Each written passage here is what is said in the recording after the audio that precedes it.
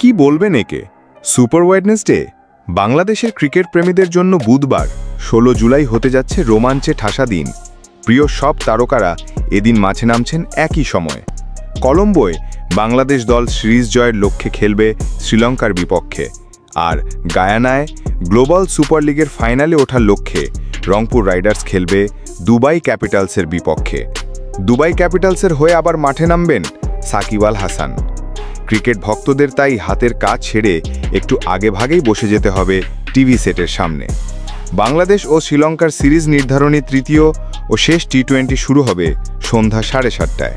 এর ঠিক 30 মিনিট পর রাত 8টায় শুরু হবে গ্লোবাল সুপার লিগের অষ্টম ম্যাচে মাঠে নামবে রংপুর রাইডার্স ও দুবাই ক্যাপিটালস।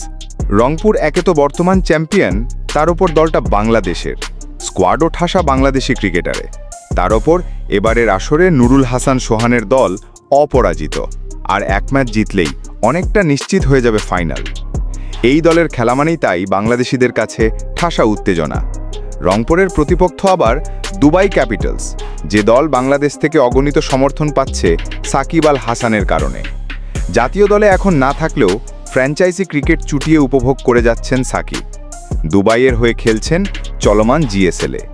প্রথম ম্যাচে ব্যাটে বলে অতিমানবীয় পারফরমেন্স করে দলকেও জিতিয়েছেন। সেই ম্যাচে তাদের প্রতিপক্ষ ছিল নিউজিল্যান্ডের সেন্ট্রাল ডিস্ট্রিক্টস, যদিও পরের ম্যাচে হোবার্ট হারিকেন্সের কাছে হেরে যায় দুবাই। তবে এখনও ফাইনালে যাওয়ার সম্ভাবনা আছে দলটির। তার ওপর যেখানে সাকিব দলের তুরুপের তাস, বাংলাদেশিরা এই ম্যাচকে ঘিরেও উত্তেজনায় বুঁদ। রংপুর দুবাই ম্যাচে টাইগার ফ্যানরা কাকে সমর্থন করবেন তা ভাববার বিষয় বটে। সাকিব ভক্তরা নিশ্চয়ই চাইবেন সাকিবের দলই জিতুক, আবার তিনি একসময় রংপুরের হয়ে খেলেছেন। রংপুর বিপিএলের ফ্র্যাঞ্চাইজি, তাই তাদের পাল্লা ভারী থাকাও অস্বাভাবিক নয়। তবে সবচেয়ে বড় দ্বিধা তৈরি হবে কোন ম্যাচ দেখবেন সমর্থকরা। কলম্বোর বাংলাদেশ বনাম শ্রীলঙ্কা নাকি গায়ানার রংপুর বনাম দুবাই। বাংলা প্রবাদে যাকে বলে, শ্যাম রাখি না কুল রাখি।